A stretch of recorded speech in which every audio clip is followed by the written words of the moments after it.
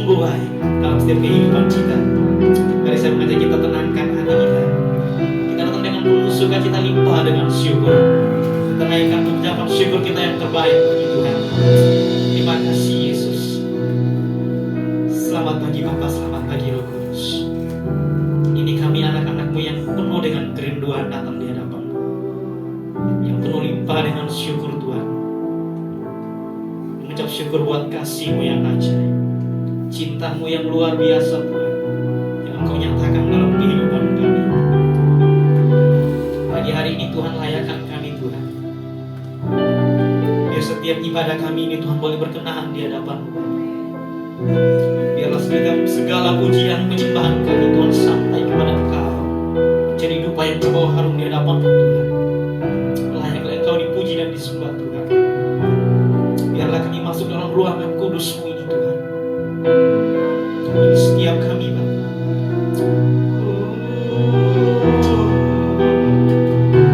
Terima kasih.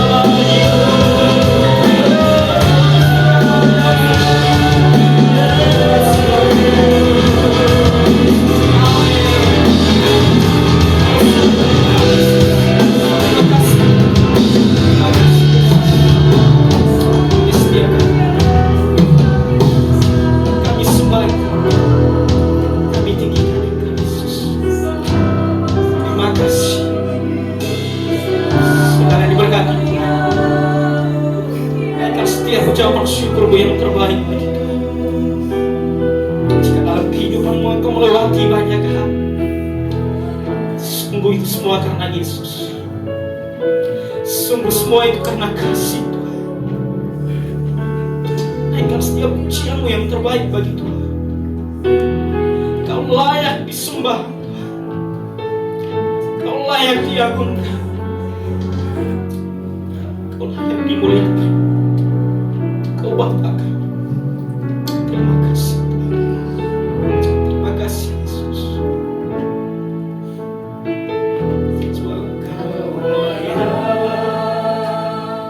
Terima pujian, sebab Kau layak.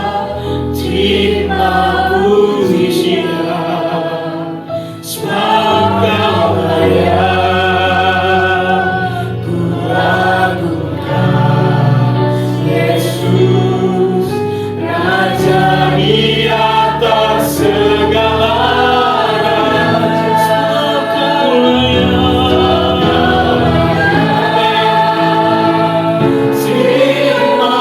Pujian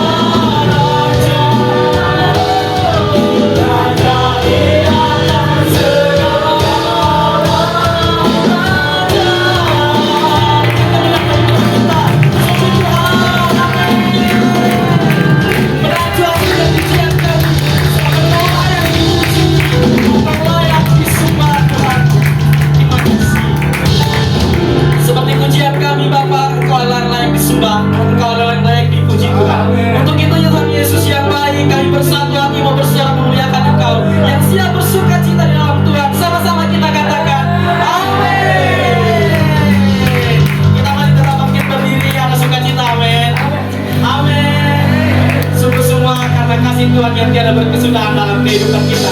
Stop ya Tuhan Yesus yang baik. Berikan kemuliaan yang terbaik bagi Tuhan.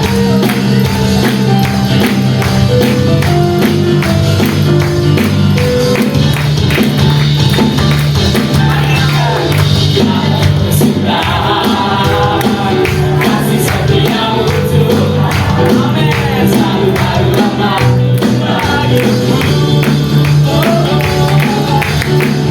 Hari berganti hari, letakku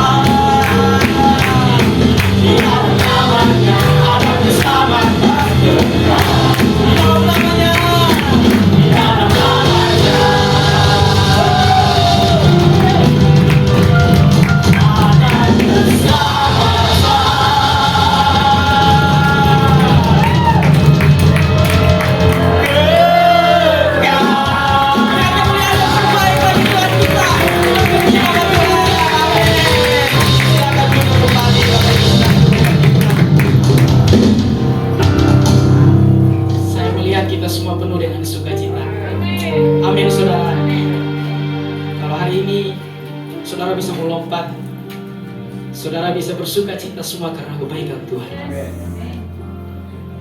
Untuk lebih lagi memperkuat setiap kehidupan kita. Firman-Lah yang menjadi pupuk bagi setiap kehidupan kita, buat kita makin bertumbuh. Mari datang di hadapan Tuhan untuk mendengarkan kebenaran firman Tuhan. Nyatakan di hadapan Tuhan bahwa Tuhan, kami siap dibentuk menjadi bejana yang terbaik. Bagi setiap kehidupan kami Tuhan untuk menjadi alat-Mu. Ini kami Tuhan Yesus. Terima kasih Tuhan. Bagaikan bejana siap dibentuk.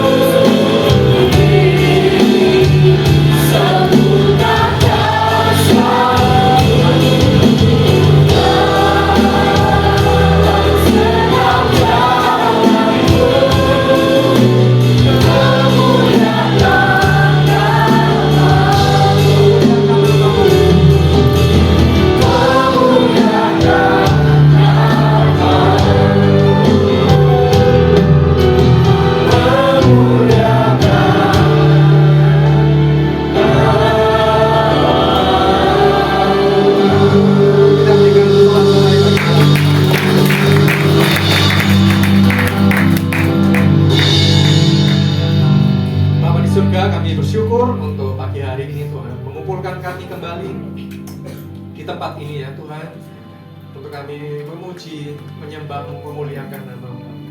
Sebentar kami akan dengar firman-Mu. Roh Allah yang Maha Tinggi ada di tengah-tengah kami. Tuhan, berbicara lewat firman-Mu. Kami perlu firman-Mu, kami mau hidup di dalamnya. Urapi setiap kami, Bapa di surga.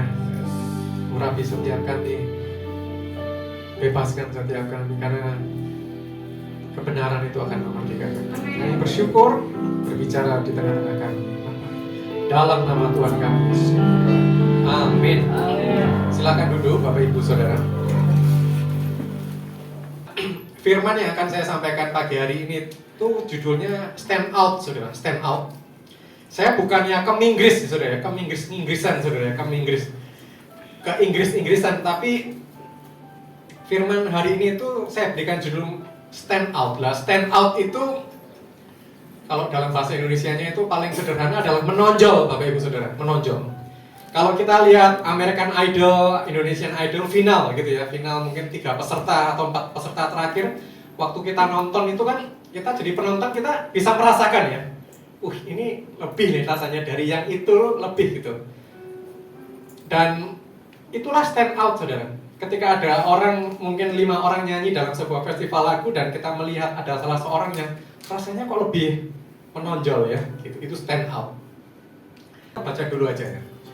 Bisa ditampilkan Lukas 19 ayat pertama. Yesus masuk ke kota Yeriko dan berjalan terus melintasi kota itu. 2. Lanjut.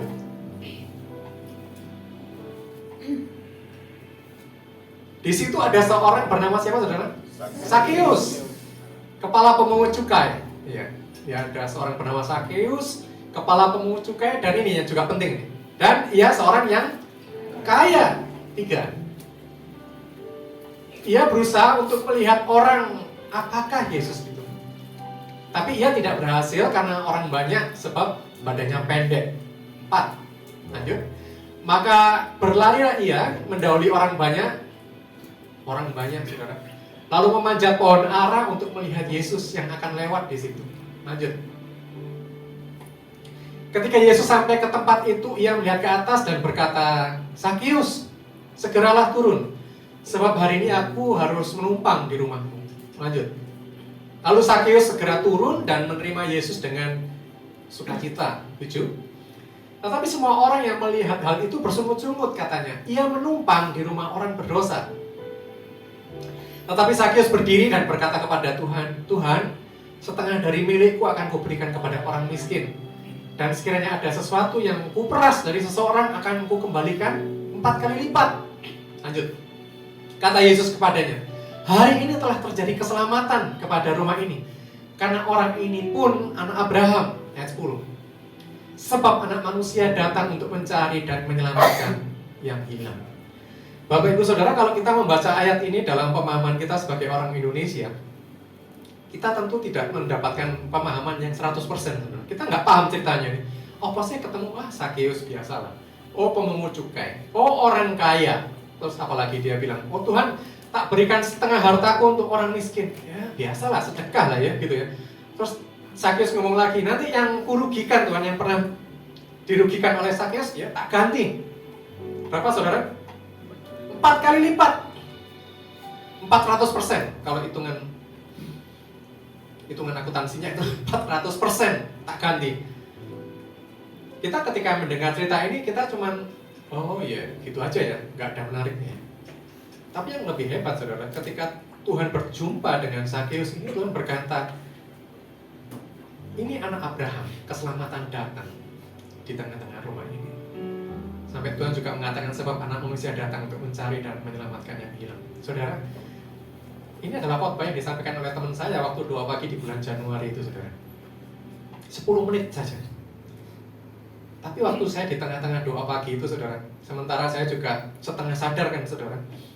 Karena kalau ikut doa pagi, kalau ke gereja itu saya butuh perjuangan, Saudara. Bangun agak pagi ya, jam 3 lebih berapa itu saya harus bangun, mandi. Ya saya kan harus mandi, Saudara, supaya teman-teman di gereja juga aman kan, juga kan. Supaya untuk kebersamaan kita dan keselamatan kita bersama, ya kita harus mandi lah, sikat gigi, baru berangkat gereja. Setengah ngantuk, Saudara. Nah, waktu dia menyampaikan renungan 10 menit tentang Lukas 19 ayat 1-10 itu, di tengah-tengah khotbah itu kayak ada running text di kepala saya ya. Itu bukan penglihatan, pasti bukan. Tapi kayak ada running text itu muncul di pikiran saya, di benak saya, saudara. Stand out. Gitu, stand out. Saudara, bahasa pertama saya, first language, mother language saya itu bahasa Jawa, saudara. Saya ini orang Surabaya. Bahasa kedua saya itu bahasa Indonesia. Bahasa ketiga saya bahasa Inggris. Saya fasih berbahasa Inggris, saudara. Fasih bukannya apa-apa, karena saya niat belajar bahasa Inggris itu niat. Sejak SMP saya niat berbahasa Inggris. SMA itu saya sudah menggunakan renungan hariannya Our Daily Bread. Jadi kalau teman-teman ada mau belajar bahasa Inggris, kursus nggak ada duit, cobalah pakai renungan hariannya Our Daily Bread. Itu saya baca sejak SMA, saudara. Jadi saya baca ayatnya dalam bahasa Inggris, saya baca renungannya dalam bahasa Inggris. Nanti kalau ada kata-kata yang sulit, saya tinggal kasih note aja. Waktu itu masih dalam bentuk hard copy ya, saudara. Sejak SMA itu saya memaksa diri saya untuk berbahasa Inggris. Jadi kalau Tuhan kasih saya, ya saya ngomong hikmat lah itu ya, di tengah-tengah khotbah itu supaya agak rohani gitu, saudara. Hikmat gitu ya. Ada tulisan stand out gitu. Waktu sementara teman saya menyampaikan khotbah tentang Sakyus, saya bilang stand out Tuhan. Iya, stand out. Menonjol, iya menonjol. Siapa yang menonjol? Sakyus menonjol. Bapak Ibu percaya nggak? Tuhan itu suka endorse. Ya kalau bahasa hari ini endorse. Ada hari ini kan kalau influencer mau endorse produk itu kan, pakai produk inilah yang namanya skincare lah atau apapun itu di endorse. Saudara, saya tahu Tuhan itu adil dan Tuhan memperlakukan setiap orang itu adil. Amin, Bapak Ibu Saudara. Tapi tidak bisa dipungkiri Tuhan itu juga suka bangga-banggakan anak-anaknya kayak orang-orang tua kita gitu, saudara. Saudara waktu lihat kisahnya Ayub, kira-kira saudara bisa bayangkan nggak ketika waktu itu iblis bisa masuk dalam tahta Allah ya, menghadap Allah itu, anak-anak. Alkitab mengatakan anak Allah gitu. Karena iblis juga dari rohnya juga berasal dari Allah. Nah Tuhan itu loh kok saking nganggurnya, saya bilang maaf Tuhan, nganggurnya iblis waktu itu juga ikut dalam ruang tamunya surga gitu. Dan kamu lihat gak itu? Siapa? Anakku Ayub itu loh, kamu lihat loh, hidupnya itu loh, tak bercacat, tak bercela. Itu Tuhan kan gitu kok, Tuhan ini suka endorse. Dan ketika kita membaca Lukas pasal 19 ayat 1-10 itu Tuhan sedang endorse Sakyus, saudara. Tidak bisa dipungkiri, saudara. Kalau satu Tawari mengatakan mata Tuhan menjelajah seluruh bumi dan hatinya itu terpikat dengan orang-orang yang apa? Yang sungguh-sungguh untuk apa? Mencari Dia. Kita bisa berkumpul nih, mungkin 50 orang di tempat ini. Tapi nggak semua orang stand out di hadapan Tuhan, saudara. Nggak semua orang. Ada gereja-gereja, mungkin kalau di gereja pusat kita ya di Geraha Betani, 15.000 orang ikut ibadah itu. Saya yakin nggak semua orang stand out, saudara, di hadapan Tuhan. Apalagi melihat kekristenan hari ini, saudara. Hati Tuhan itu terpikat dengan hati-hati yang mengasihi Allah. Itu Tuhan terpikat di luar biasa. Apa yang bisa kita pelajari dari kisah Sakyus ini, saudara? Kenapa ada begitu banyak orang di dalam Lukas 19 ini, tiba-tiba Tuhan kok spesifik manggil, "Hai Sakyus, turunlah." Pohon ara ya, saudara. Pohon ara itu tingginya sekitar 12 meter, saudara. 12 meter dan cukup rimbun. Saya nggak tahu apakah Sakyus itu ngintip Tuhan gitu ya, sampai dengan badannya yang pendek di atas pohon 12 meter itu kan cukup tinggi, saudara. Paling kalau di ruko kita hari ini nggak sampai 12 meter loh, paling cuma 4-5 meter ini. Itu 12 meter lebih tinggi, mungkin di atas gitu. Tuhan tuh bisa di tengah-tengah banyak orang yang, karena waktu itu belum ada sosial media, saudara ya. Kan kalau waktu itu ada sosial media, Yesus agak kerepotan sih, saudara. Banyak orang ngajak selfie pasti ya. Yesus, Rabi Yahudi, iya gitu kan. Untung belum ada handphone ya waktu itu, tapi Tuhan kok terpikat dengan Sakyus yang lihat orang banyak itu. Tuhan tiba-tiba Tuhan ngomong, Sakyus turun, aku mau ke rumahmu, mau makan. Sementara ada banyak orang, hati Tuhan itu terpikat dengan hati Sakyus. Kenapa Bapak Ibu Saudara? Kita kan belajar sesuatu yang sangat penting hari ini. Kita harus belajar yang pertama, saudara. Ya, dari cerita ini, Sakyus ini seorang apa, saudara? Pemungut cukai. Ya, pemungut cukai atau pemungut pajak, saudara.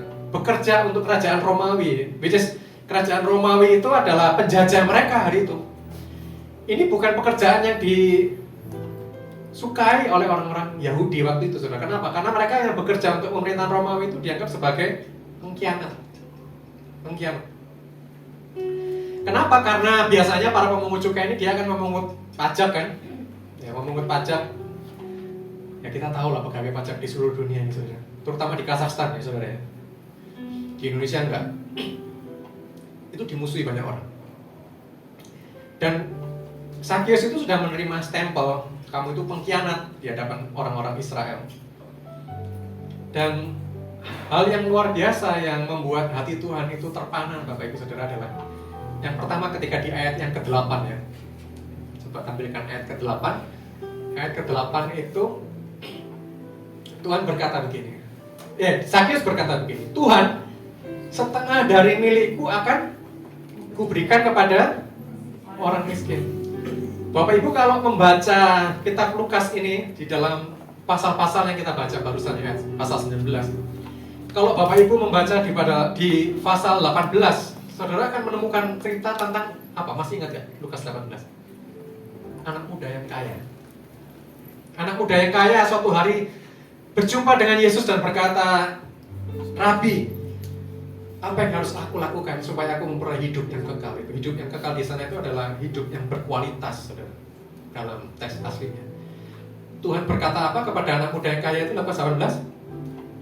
Jual segala milikmu. Kalau Lukas 18, anak muda yang kaya itu Tuhan berkata, jual segala milikmu. Mau enggak anak muda ini jual segala miliknya? Enggak mau. Kenapa? Karena Tuhan tahu hatinya orang ini.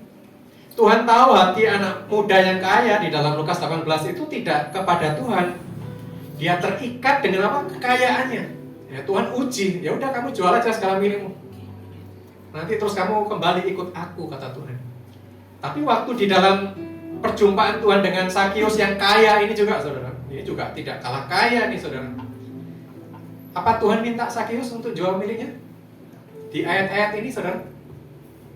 Tidak. Tuhan gak minta Sakyus, kalau kamu mau ikut aku jual setengah dari milikmu. Enggak. Saya gak tahu apakah Sakyus sudah pernah dapat bocoran sebelumnya ya, ketemu anak muda yang kaya ini waktu Yesus juga ngomong tentang hal ini. Mungkin dia mau memikat hati Tuhan gitu loh, saudara. Tuhan, kalau anak muda itu gak mau jual, aku setengah tak berikan orang miskin gitu ya. Gak tahu saya ceritanya. Tapi Tuhan cukup terkejut. Tuhan itu gak minta, Tuhan gak ngomong, Tuhan makan-makan, saudara. Lagi makan-makan di rumah Sakyus. Tiba-tiba aja dia ngomong, Tuhan, setengah dari milikku tak jual, tak berikan orang miskin. Ya, orang yang di tengah-tengah waktu itu biasa, cari muka ini, cari muka. Ada hal yang lebih luar biasa ajaib, saudara. Ketika dilanjutkan di pernyataan Sakyus yang berikutnya, ini yang menjadi kunci. Kenapa Sakyus itu stand out, menonjol di hadapan Tuhan? Dia mengatakan apa, saudara? Sekiranya ada sesuatu yang kuperas dari seseorang, akan kukembalikan berapa? 4 kali lipat. Wah, ini yang jadi titik tolak di mana Tuhan itu langsung terpikat. Dan Tuhan sudah tahu tentang hal ini. Bahkan ketika dia sedang naik pohon dan belum mengatakan ini, Tuhan pasti mungkin sudah nangkap hatinya Sakyus, saudara. Bapak Ibu Saudara, pesan ini punya makna yang sangat penting, saudara. Nah, Bapak Ibu, ketika kita membaca ayat ini dalam perspektif kita orang Indonesia hari ini, kita nggak nangkep pelajarannya, saudara. Nah, kita mesti tahu bahwa pada waktu itu masih berlaku hukum Taurat, saudara. Ya, amin Bapak Ibu. Ini banyak teman-teman STT ini yang ini latar belakangnya adalah mereka itu masih hidup dalam hukum Taurat waktu itu. Dan pada zaman Yesus datang ke bumi ini, itu pada puncak-puncaknya, saudara. Karena mereka waktu itu sungguh-sungguh mencari Tuhan itu, menyembah Allah mereka. Dan Bapak Ibu Saudara, hukum Taurat itu ada seorang rabi Yahudi bernama Maimonides sekitar abad 12. Dia itu mencatat hukum yang ada dari kitab Kejadian sampai di Kejadian Keluaran, Ulangan. Itu dia spesifik, dia list, saudara. Itu ada 613 hukum, saudara. Jangan ini, jangan itu, ganti ini, ganti itu ada 613. Nah, dari 613 itu hukum itu terbagi menjadi 3, saudara. Yang pertama adalah hukum ibadah. Jadi peraturan ibadah harus A, B, C, warnanya ini, itu. hari, tanggal. Yang kedua adalah hukum moral dari 613 itu. Dan yang ketiga adalah hukum sipil, saudara. Nah, hukum sipil itu termasuk mengatur tentang kehidupan apa? Sesama manusia. Bagaimana kamu memperlakukan budakmu, bagaimana kamu berdagang dengan saudaramu, gimana kalau kamu nyuri atau merugikan sesamamu. Itu jadi hukum sipil, saudara, yang diterapkan untuk orang-orang Yahudi. Karena itu mereka punya mahkamah agama, saudara. Mahkamah agama itu juga melakukan fungsi itu, saudara. Ganti rugi semuanya harus diselesaikan secara hukum Taurat. Ketika kita mendengar Sakeus berkata, Tuhan, sekiranya ada sesuatu yang kuperas dari seseorang, akan kukembalikan berapa? 4 kali lipat. Nah, kita mau melihat sebetulnya hukum Tauratnya gimana kalau ada orang dirugikan itu gantinya berapa? Kita lihat dalam Bilangan pasal yang ke-5 ayat yang ke-7, saudara. Makanya Tuhan itu surprise, kaget waktu Sakeus itu ngomong ini, saudara. Karena Yesus juga rabi Yahudi, saudara. Dia paham tentang Taurat tentunya. Bilangan pasal 5 ayat yang ke-7 bisa ditampilkan. Nah, ini saudara hukumnya. Nanti kalau saudara membaca dalam teks bahasa Indonesia itu penerjemah Alkitab memberikan judul di perikop ini, saudara. Ini adalah peraturan kalau seseorang itu merugikan sesamanya, saudara. Maka haruslah ia mengakui dosa yang telah dilakukannya itu, kemudian membayar tebusannya. Membayar apa? Tebusannya, membayar tebusan sepenuhnya dengan menambah 1/5, lalu menyerahkannya kepada orang yang terhadap siapa ia bersalah. Jadi mesti gantinya berapa, saudara? Berapa? 20%. Cuma 20%. Sepenuhnya gimana? 120%. Ya maaf ya, sedikit matematika, ternyata kita Bilangan itu juga ada pemahaman matematika loh, saudara. 1/5 itu kan 20% ya, saudara. Jadi dia, kalau seseorang itu merugikan sesamanya, hukum Taurat itu berapa tuntutannya, saudara? Gantinya 120%. Jadi ditambah 20% sebagai ganti rugi, istilahnya 100%. Jadi kalau dia merugikan 100.000, 100.000-nya dikembalikan ditambah 20.000. Jadi dia harus cuma ganti berapa? 120%. Sakeus ngomong berapa, saudara? 400%. Gak kebanyakan dah. Mungkin Tuhan ngomong gini, gak kebanyakan tak Sakeus.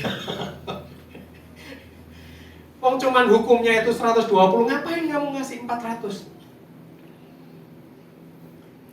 Lebih spektakuler, saudara. Angka 400 ini juga akan membawa kita kepada pemahaman yang lebih mendalam, saudara. Apa sih sebetulnya makna 4 kali lipat yang harus diganti kepada orang yang pernah dirugikan Sakeus? Ya, oknum tukang pajak itu sukanya meres orang, saudara. Sampai hari ini juga masih terjadi, saudara. Sampai hari ini. Di semua suku, bangsa, dan bahasa ini, di mana-mana. Kenapa dia bisa sampai ganti 400%? Ini ada makna rohaninya ternyata, saudara. Sakeus itu sedang menyamakan dirinya dengan ini, saudara. Keluaran 22 ayat yang pertama. Ini yang membuat Tuhan itu surprise. Keluaran 22 ayat pertama dikatakan ini, apabila seseorang mencuri seekor lembu atau seekor domba dan membantainya atau menjualnya, ini, maka ia harus membayar gantinya, yakni berapa? 5 ekor lembu ganti lembu dan 4 ekor domba ganti domba itu. Jadi saudara, ketika kalau kita orang Indonesia baca ayat ini, cuman ngomong Sakeus, cuman ngomong Tuhan yang tak rugikan nanti ya, tak ganti 4 kali lipat, kita kan nggak nangkep pesannya, saudara. Amin, Bapak Ibu. Saudara nggak nangkep kan kalau untuk orang Indonesia. Tapi untuk orang Yahudi waktu itu, dan Sakeus sedang berhadapan dengan Rabi Yesus, seorang Rabi Yahudi. Ketika dia ngomong ini, Tuhan yang tak rugikan tak ganti berapa? 4 kali lipat. Itu punya makna lain, saudara, yang artinya gini loh, Tuhan, aku ini maling. Aku ini maling, Tuhan. Karena penggantian kerugian 400% itu ditujukan untuk apa? Mencuri, saudara. Dengan kata lain, sementara mereka lagi makan-makan itu, saudara, Sakeus ini melakukan pengakuan dosa di hadapan banyak orang. Di hadapan banyak orang. Orang Yahudi itu bisa tangkap pesannya, saudara. Tuhan tak ganti 4 kali lipat. Itu semua mata tertuju kepada Sakeus, saudara. Dia mengatakan, aku ini maling, Tuhan. Apa yang bisa kita tangkap dari peristiwa ini, saudara. Sakyus ini nggak omon-omon dengan pertobatannya, saudara.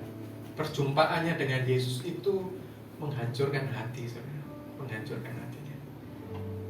Dia remuk hatinya ketika dia mengikut Yesus, saudara. Hati yang remuk itu kan Tuhan selalu ngomong apa? Tidak dipandang hina, katanya Pak Mazmur. Makanya dalam pengiringan kita akan Tuhan, kita tuh harus punya hati yang remuk, saudara. Saudara bisa bayangkan remuknya hatinya Sakyus, saudara.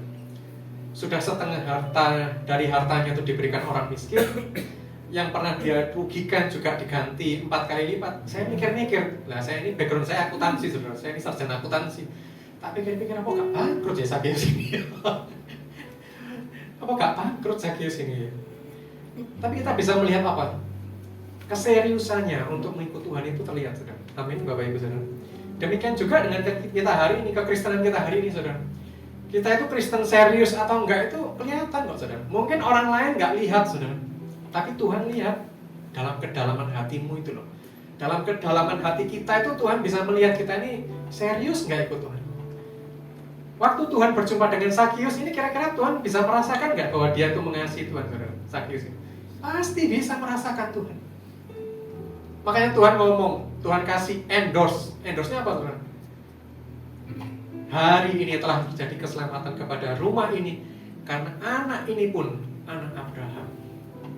Saudara kalau baca kitab Matius, Markus, Lukas, Yohanes, saudara akan menemukan ahli Taurat dan orang-orang Farisi itu. Kalau saudara baca dalam salah satu Injil, ketika orang-orang ahli Taurat dan Farisi itu ketemu, yang pertama Yohanes Pembaptis, dia ngomong, kami ini anak Abraham, gitu.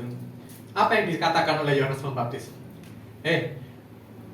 Tuhan bisa buat batu untuk jadi anak Abraham. Apa enggak shock, saudara, orang-orang ahli Taurat dan ahli Farisi itu? Orang Taurat.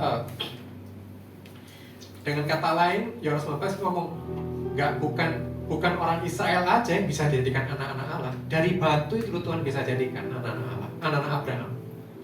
Dan kemudian di bagian-bagian lain kita akan menemukan bagaimana orang ahli Taurat dan orang-orang Farisi kalau berjumpa Yesus ngomong mesti gini, kami ini anak Abraham, kami ini anak Abraham.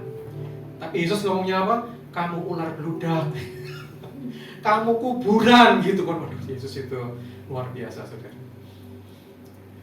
Tapi ketika berjumpa dengan Sakyus yang pemungut cukai, yang nggak disukai oleh orang Israel ini, Tuhan ngomong apa? Kamu anak Abraham. Kenapa? Abraham itu teladan iman orang Yahudi, saudara. Kenapa? Kalau kita lihat cerita Abraham itu jadi role model. Kenapa? Ketika dia menerima panggilan Tuhan untuk mengikut Allah Israel, itu dia harus meninggalkan kenyamanan, saudara. Meninggalkan kenyamanan. Pengiringan akan Allah itu pasti akan membuat kita tidak nyaman dalam hidup ini, saudara. Bukan terus hidup kita susah menderita. Ya, susah menderita bukan cuma tentang masalah punya duit atau enggak, saudara. Karena juga nyatanya hari ini saya ketemu orang yang rumahnya di salah satu perumahan mewah di Surabaya, saudara. Kalau tagihannya tersendat, saudara, meskipun rumah besar 2000 meter, nggak bisa tidur, saudara. Nggak bisa tidur karena tagihan belum masuk. Jadi kalau tagihannya sudah masuk 50%, ya lumayan, bisa tidur, tapi terdiskon 50%. Nanti baru kalau tagihannya full, baru bisa tidur 100%. Bapak Ibu Saudara, kenyamanan hidup kita tentu akan terenggut, saudara, ketika kita mengikut Tuhan. Abraham itu meninggalkan lembah Sumeria, harus sampai turun ke bawah ke tanah Israel. Sampai matinya juga dia nggak menerima tanah yang dijanjikan Tuhan, saudara, karena tanah yang dijanjikan Tuhan itu di bumi hanya untuk siapa? Keturunannya. Nah, terus tanah yang dijanjikan Abraham mana? Yang juga kita sedang nanti-nantikan hari ini. Kalau Bapak Ibu baca ke dalam Ibrani 11:12, yang sedang kita nanti-nantikan hari ini adalah langit baru dan bumi yang baru. Abraham juga sedang nunggu-nunggu itu loh, saudara, hari ini. Pelajaran penting yang bisa kita dapat tentang cerita Sakyus ini apa, saudara? Kita harus selalu punya hati yang gembur di hadapan Tuhan, saudara. Hati yang lembut, mau ditekuk, saudara, sama Tuhan itu. Saya beberapa waktu yang lalu, minggu lalu, istri saya jadi pembicara di kebaktian senior di gereja kami, saudara. Senior. Kebaktian senior itu di atas 60 tahun lah, saudara, ya. Jadi pastor yang mengkoordinir teman-teman senior itu gereja hari ini banyak loh saudara, kebaktian senior itu penuh sekarang saudara. Karena kita sedang menuju aging nation, saudara, banyak yang sudah juga usia di atas 55 tahun, 60 tahun.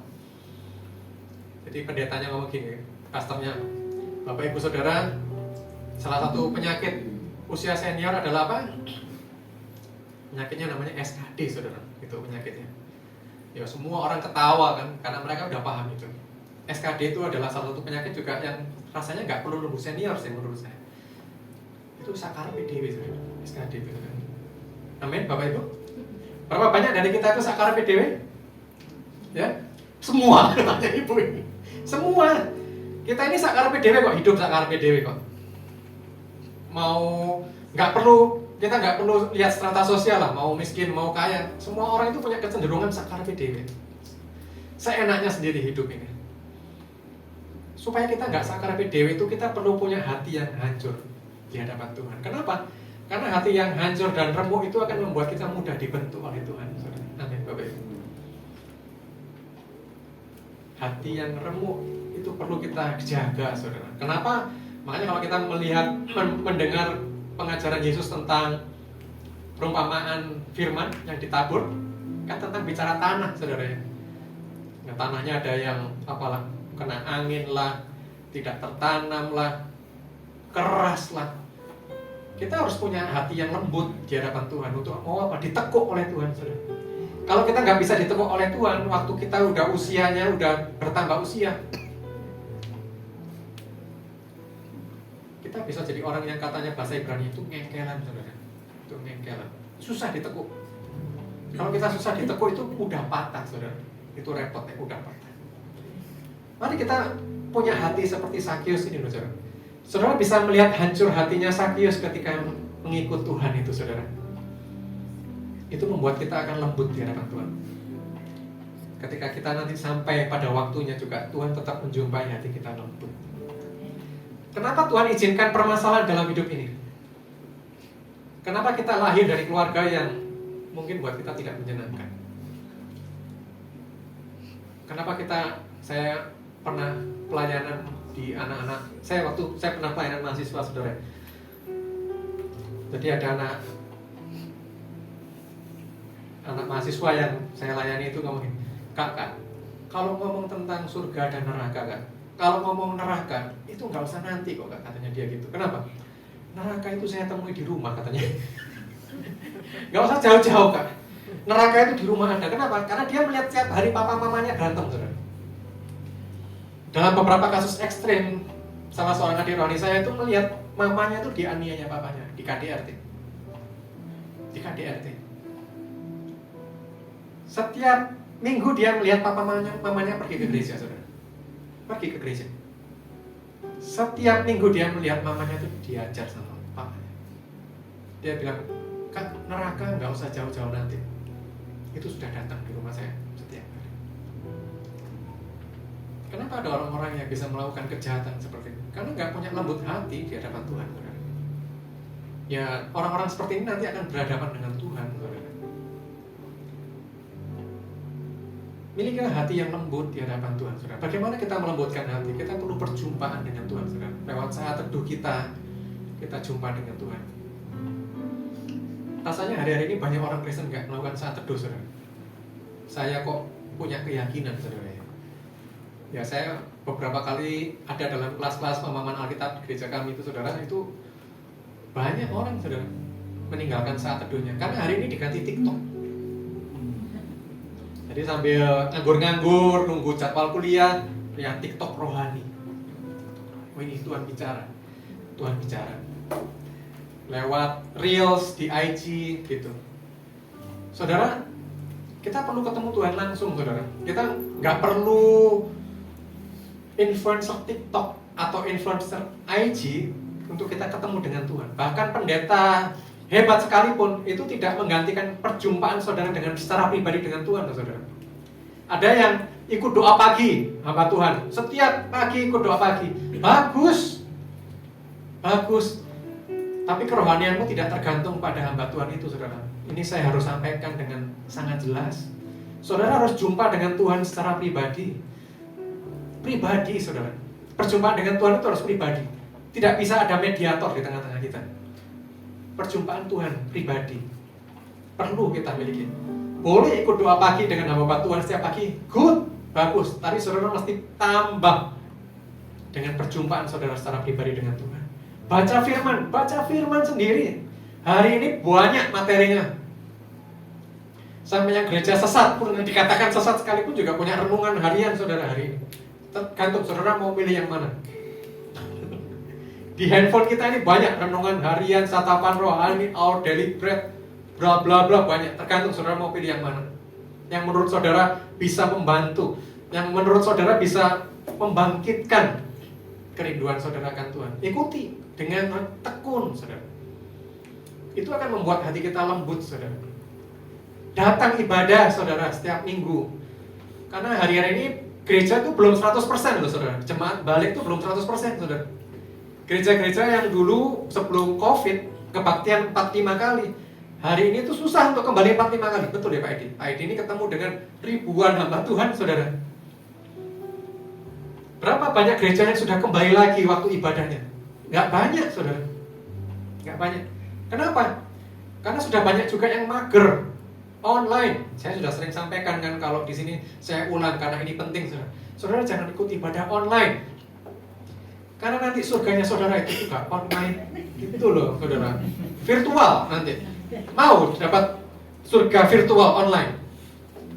Enggak. Itu bahasa Ibraninya sepo saudara kalau orang Surabaya ngomong. Enggak real. Datang ibadah. Meskipun agak malas, datang, paksakan dirimu.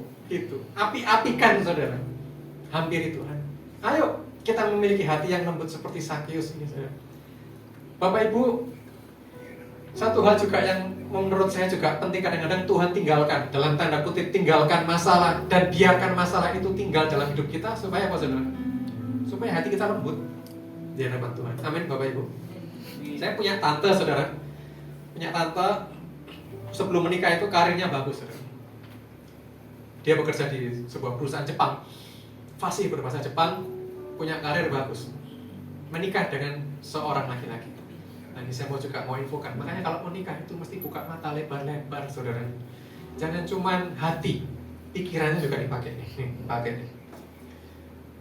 Karena setelah menikah punya 4 orang anak, ditinggal suaminya saudara. Bukan ditinggal meninggal itu masih enak saudara. Paling nggak mungkin bisa dapat warisan gitu ya. Ini ditinggal sama kuntilanak saudara. Sama kuntilanak. Punya anak 4. Sampai suaminya ini meninggal dalam usia tua. Sekarang tante saya itu sekitar umur 80 lebih. Jadi suaminya meninggal duluan. Tapi sudah dalam meninggal dalam keadaan sudah terpisah saudara. Karena tante saya juga memutuskan tidak mau kembali lagi saudara. Jadi dia sudah masang nisan di depan rumahnya itu, nama suaminya itu saudara. Jadi sudah dianggap mati aja. Dan dia berjuang untuk 4 orang anaknya. Semua anak-anaknya jadi orang semua saudara. Bukan jadi monyet saudara ya. Katanya orang Jawa itu jadi wong gitu ya kan, jadi orang semua, jadi orang. 4. Sudah memutuskan untuk apa? 100% untuk Tuhan. Hidup untuk Tuhan. Bekerja untuk anak-anak. Untuk Tuhan 100% sudah. Tapi itu juga membuat luka dalam hatinya kan saudara. Itu membuat hatinya lembut saudara. Selama masa hidupnya sampai umur 80 tahun lebih itu Tuhan goreskan sesuatu di hatinya. Dengan apa? Peristiwa hidup yang tidak terpulihkan. Kadang Tuhan izinkan ada peristiwa-peristiwa hidup yang menggores hati kita.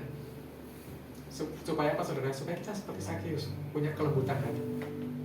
Waktu kita mau sombong sedikit langsung ya Tuhan ya, aku mesti rendah hati. Kalau kita lihat orang punya penderitaan, kita punya hati untuk orang itu. Orang yang belum tergores hatinya oleh Tuhan, itu dia punya kemungkinan untuk SKD-nya lebih, kadar SKD-nya akan semakin meningkat dalam hidupnya. Seiring bertambahnya usia, SKD-nya semakin meningkat. Sama seperti Fir'aun itu saudara-saudara, yang mengeraskan hatinya. Kalau Tuhan izinkan peristiwa-peristiwa hidup yang sampai hari ini juga belum terselesaikan, ada banyak hal, mungkin Tuhan izinkan. Kenapa? Paulus saudara, selevel Paulus aja juga dikasih penyakit, amin Bapak Ibu saudara. Sampai matinya juga nggak sembuh saudara. udah minta Tuhan berkali-kali, sampai utusan iblis menggocok dia katanya gitu kan. Sampai dia bilang gitu, Tuhan ngomong sembuhkan. Dan ini kita nggak ngerti Paulus itu sakit apa. Ada banyak teolog itu mencoba untuk menemukan apa sih yang menyebabkan Paulus itu sampai tidak dijawab doanya. Ada yang mungkin karena penyakit matanya gitu, ada banyak macam-macam. Tapi Tuhan izinkan masalah itu tinggal dalam Paulus sampai matinya. Supaya apa? Supaya dia tetap rendah hati. Supaya dia tetap dipakai Tuhan. Supaya dia punya kelembutan hati. Saya berdoa biarlah firman hari ini jadi berkat buat kita semua, Bapak Ibu Saudara. Kita ikut teladan Sakius yang punya kelembutan hati. Hati yang mengasihi Tuhan itu muncul karena remuk hati. Bahwa kita harus senantiasa punya hati yang remuk di hadapan Tuhan. Saya mengundang kita semua bangkit berdiri, kita naikkan pujian yang untuk ke-6 kalinya harus kita nyanyikan. Bagi saya, saudara, aku mau seperti itu, Yesus. Ayo Kak, ayo. Bagaikan bejana. Bagaikan bejana, siap dibentuk demikian hidupku di tanganmu dengan urapan kuasa rohmu ku dibaharui selalu. Jadikanku Allah dalam rumahmu, demikian hidupku di tanganmu, penuhlah seluruh kehendakmu, pakailah sesuai rencanamu.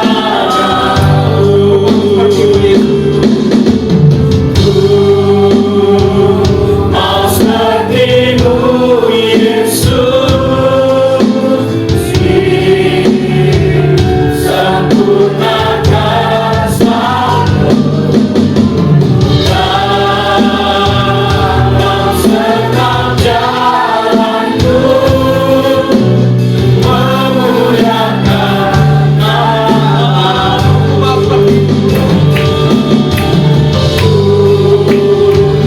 Mau sepertimu Yesus,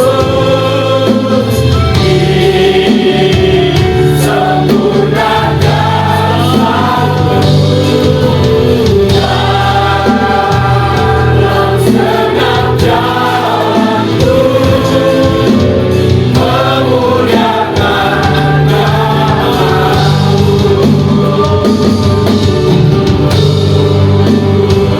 Mau sepertimu Yesus, sempurnakan selalu dalam setiap jalanku, memuliakan namamu. Mari kita sembah Tuhan.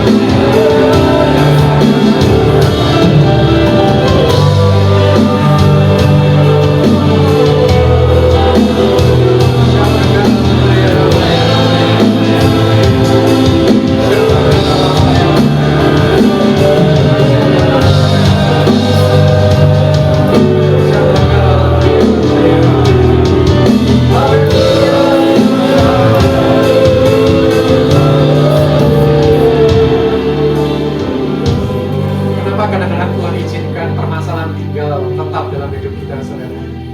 Sebetulnya Tuhan mengasihi kita. Tuhan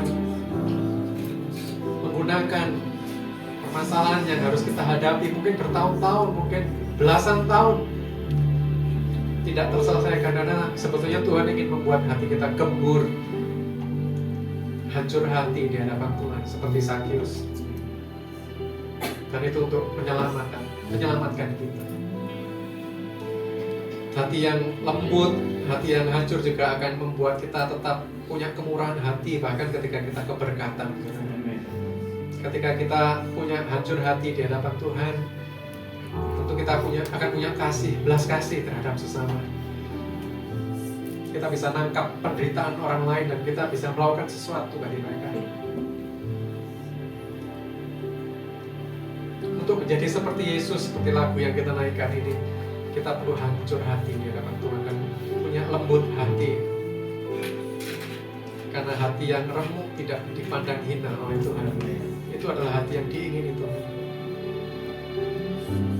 Biarlah firman ini mengantarkan kita untuk senantiasa mengingatkan kita untuk punya kelembutan hati di hadapan Tuhan, supaya Tuhan sempurnakan kita seperti lagu ini, menjadi seperti Yesus, sampai pada waktunya kita kembali dipanggil pulang ke surga.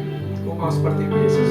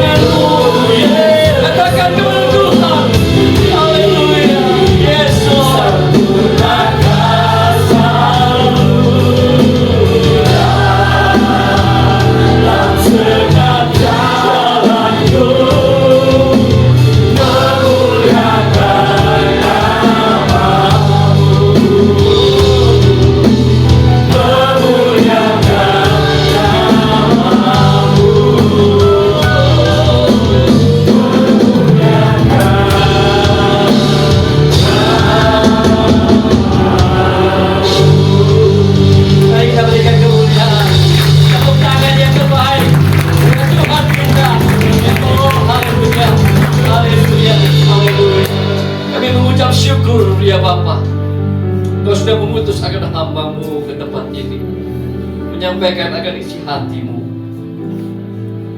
Bila sekiranya setiap kami semuanya meresponi akan firman-Mu pagi hari ini. Bila kami menjumpai hati yang remuk, yang senantiasa Engkau rindukan untuk Engkau bentuk menjadi bejana-Mu yang indah. Kau melihat, Kau menilik hati setiap kami semuanya. Dan bila oleh pertolongan Roh Kudus-Mu ya Bapa pagi hari ini, Engkau mendapati hati setiap kami hancur di hadapan-Mu. Tidak ada setiap kami yang mengeraskan hati pagi hari. Dan kami semuanya menanggapi akan firman-Mu dan isi hati. Bentuklah kami ya Bapa. Belas kasihanilah kami semuanya. Jadikan kami seturut dengan kehendak. Pakai kami semuanya menjadi alat di tangan. Terima kasih ya Bapa untuk hamba-Mu Bapak Rinaldi Rizal yang ada, Kau kirimkan di tengah-tengah kami, menyampaikan akan isi hati. Kira-kiranya Kau memberkati akan hamba-Mu ini. Kau memberkati akan pekerjaannya, keluarganya, dan pelayanannya ya Bapa. Biarlah kiranya pengurapan daripada-Mu terus Kau limpahkan, hikmat yang daripada-Mu Kau curahkan kepada hamba-Mu ini lebih dan lebih lagi. Kau berkati akan hamba-Mu ini lebih dan lebih lagi. Terima kasih. Terima kasih Tuhan. Mengucap syukur untuk firman-Mu pada pagi hari ini. Biar kiranya Roh Kudus menolong kami dan memampukan kami tidak menjadi pendengar-pendengar saja, tetapi kami menjadi orang-orang yang berbahagia oleh karena kami melakukan akan firman. Di dalam nama Tuhan Yesus Kristus yang berdoa mengucap syukur. Haleluya. Amin. Amin. Puji Tuhan. Silakan duduk Bapak Ibu Saudara. Ya, terima kasih Bapak Kopda, Pak Samuel yang sudah berkenan ada di tengah-tengah kita, Bapak Ibu Saudara. Terima kasih Pak Samuel. Ya, jadi ini Pak Samuel ini adalah koordinator daerah untuk wilayah Sinode Betani, wilayah Jawa Timur, Bali, NTT, NTB. Betul ya benar? Ya. Jadi beliau adalah koordinatornya, Bapak Ibu Saudara, dan pagi hari ini ada di tengah-tengah kita. Ya. Baik, mari kita bangkit berdiri. Bapak Ibu bisa menghadiri ibadah.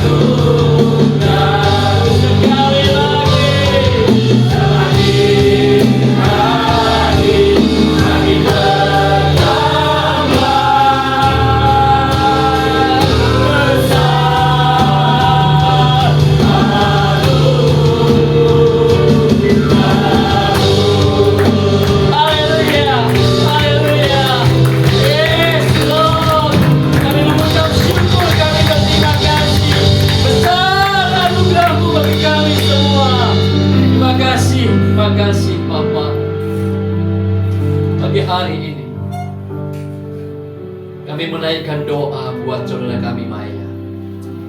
Saat ini sedang dirawat di rumah sakit. Bapak, biarlah kiranya pagi hari ini sementara kami mengangkat tangan kami memberkati Maya. Biarlah kiranya Bapak Engkau menjamahnya pagi hari. Ada pemulihan, ada kesembuhan dari Bapa di dalam nama Tuhan Yesus Kristus. Saat ini terjadi atas Maya yang saat ini ada di rumah sakit. Kami berdoa, kami memberkati, sembuh dipulihkan dalam nama Tuhan Yesus Kristus. Dan kiranya damai sejahtera dan sukacita menyelimuti, naungi dan limpah pagi hari ini ya Bapa. Terima kasih Tuhan. Juga menguatkan akan keluarga Pak Hendra Purika. Engkau sudah memanggil pulang maminya, terkasih. Tuhan, biarlah kiranya keluarga Pak Hendra dan Purika semakin lebih lagi sungguh-sungguh cari Engkau, hidup untuk kekekalan, menggunakan waktu-waktu yang ada yang Kau berikan di tengah-tengah dunia ini menjadi sebuah persiapan untuk masuk dalam kekekalan yang indah bersama-sama dengan Kau. Berkati akan keluarga Pak Hendra dan Purika. Kau menghiburkan, Kau menguatkan. Terima kasih Bapa. Saat ini kami mengangkat tangan kami semua. Kami memandang kepada Engkau ya Bapa kami yang baik. Oh haleluya, haleluya. Jemaat Bethany Shalom Family yang dikasihi Tuhan, pulanglah dan bawa sertamu berkat dan rahmat yang baru yang dari Bapa kita di surga limpah tercurah dalam hidupmu, dalam keluargamu, dalam pekerjaanmu, dalam setiap apapun yang kau kerjakan, akan senantiasa limpah dengan berkat dan rahmat yang baru dari Bapa kita. Cinta kasihnya yang sempurna di dalam Tuhan kita Yesus Kristus dan persekutuan Roh Kudus itu yang senantiasa akan menolongmu, yang senantiasa akan menguatkanmu, yang senantiasa akan menuntunmu, dan senantiasa akan membuatmu berhasil dalam setiap apapun yang kau kerjakan. Senantiasa akan dilimpahi dengan berkat-berkat yang dari Bapa di surga, dan yang akan senantiasa menjadikanmu anak-anak Bapa di surga yang melakukan kehendak Bapa di seluruh hidupmu. Terimalah berkat, rahmat, dan anugerah Bapa di dalam nama Tuhan Yesus Kristus limpah dalam setiap hidup kita. Semua kita sudah diberkati, sama-sama kita katakan amin.